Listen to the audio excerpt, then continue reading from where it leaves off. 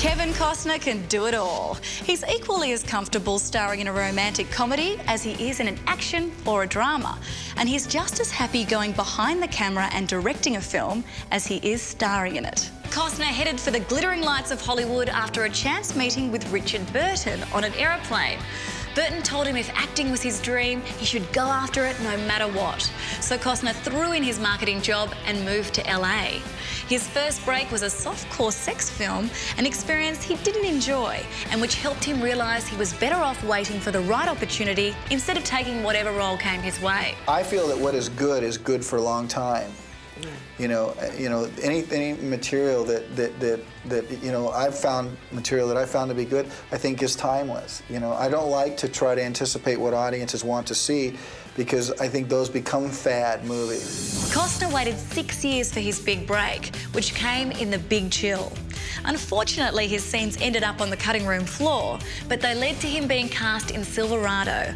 And from there, his career took off with The Untouchables, Bull Durham and Field of Dreams. I want my movie to do well because somebody will say, oh, your movie didn't do well, it must not be very good, and you want to just... Following his success as a leading man, Costner stepped behind the camera to direct Dances with Wolves.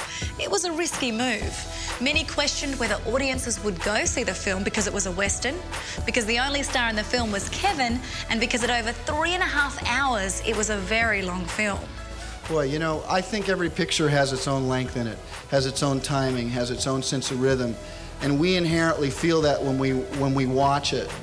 The same way we know someone in a room has talked too long, we know sometimes a movie's gone too long. And movies are have very distinct personalities. They're critical animals, and they have to be treated very individually, and they have to find their own rhythms. And the rhythms of Dances with Wolves had to do with wagons crossing prairies, and that didn't happen quick. It had to do with themes of people who couldn't talk to each other, and that takes much more time than the normal format allows for.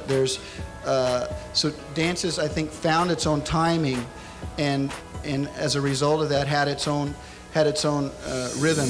Boy, did he prove the cynics wrong. The film raked in over $400 million and won 7 Academy Awards, including Best Picture and Best Director.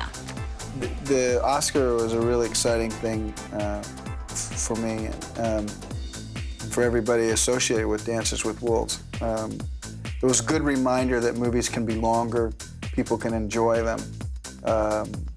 And so in that way, the movie was good not only for people who saw movies, but people who make them. Now that he was successful, the offers came flooding in. But Kevin was very careful to choose roles that would show off his acting range. He impressed audiences with his measured and passionate portrayal of a district attorney in JFK. Then he made the ladies swoon as Robin Hood, Prince of Thieves, and as Whitney Houston's protector in The Bodyguard. While critics panned The Bodyguard, it was a hit at the box office, further proving Kevin's star power. People think I'm crazy. I don't know why, but I don't know, films matter to me, and it matters to me how they work, because one of the reasons is because I still go to movies. I pay for them myself to go to. And so when I go to a movie, I want it to be good.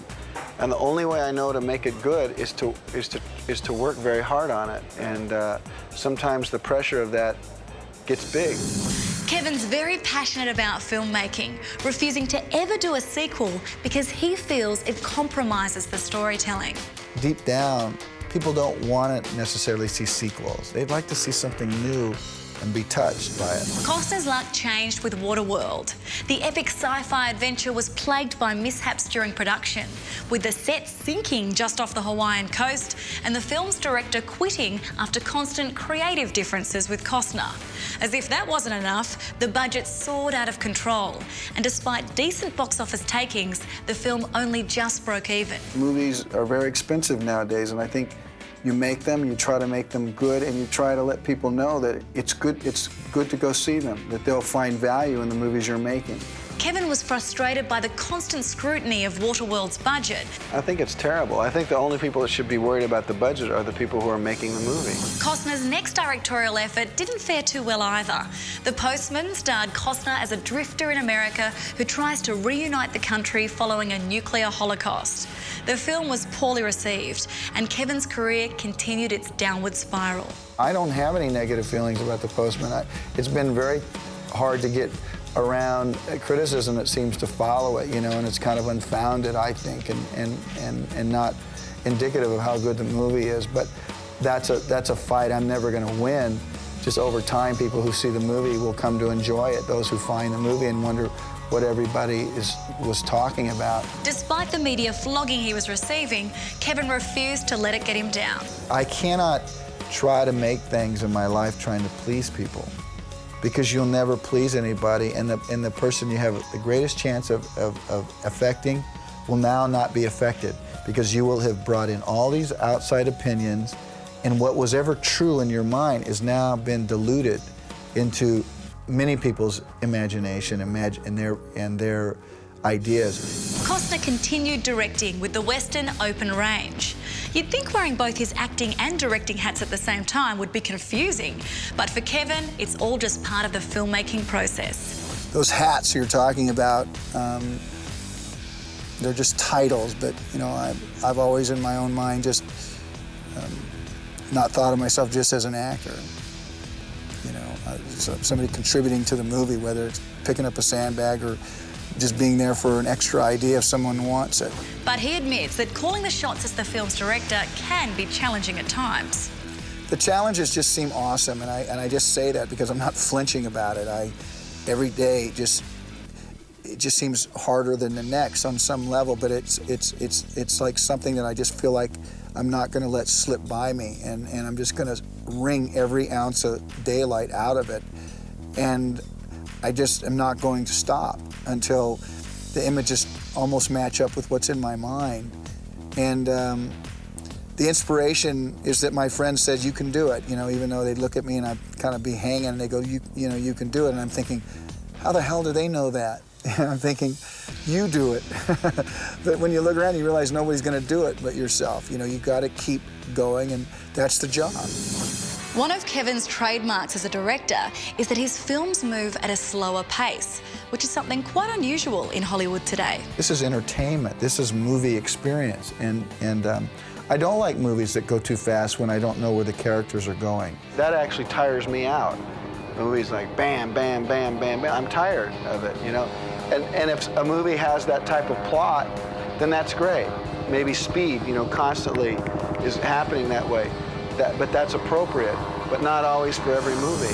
Throughout the noughties, Costner kept himself pretty busy, starring in 13 Days, 3,000 Miles to Graceland, The Upside of Anger, Rumour Has It, The Guardian, Mr. Brooks, and Swing Vote. I think that people can learn something from me. I think vice versa, I can learn from people. Doesn't matter the age and the position, you know, it's just if somebody has wisdom or somebody brings something creative, are you willing to look at it and acknowledge what it is they have? It doesn't matter if it's coming from me or if it's coming from them.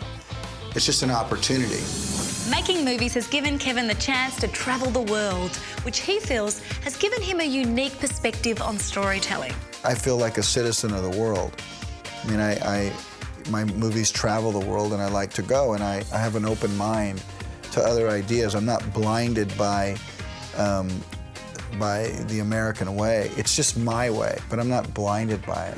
Despite all the ups and downs of his career, Kevin has always been passionate about making the kinds of movies that he would enjoy watching. It also reminds me of why I have and why I should continue to work hard in movies, because they matter to people, and people like to be entertained, and they want to expect something from my movies. And so to do that, it means I have to expect something from myself, not just make a movie, throw it out, and make some money. It's important to me that each movie has the chance to be great.